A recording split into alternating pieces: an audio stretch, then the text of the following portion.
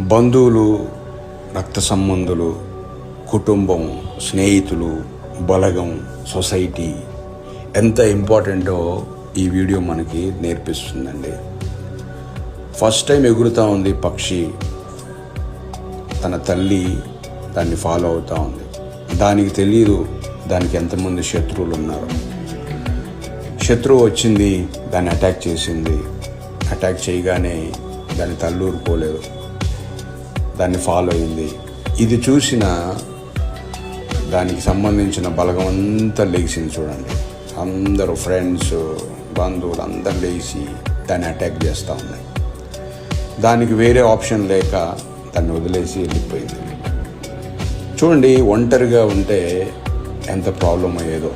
అందుకే బంధువులు, స్నేహితులు, రక్త సంబంధులు, బలగం అనేది చాలా ఇంపార్టెంట్.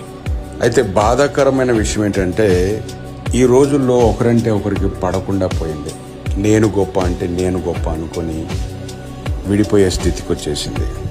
ఎవరి మాట వినే స్థితిలో లేరు. ఎవరి స్వార్థం వాళ్ళది అయిపోయింది. ఎవరి బెనిఫిట్స్ వాళ్ళు చూసుకుంటా ఉన్నారు. అయితే ఇలాంటి మంచి సొసైటీ క్రియేట్ అవ్వాలని కోరుకుందాం.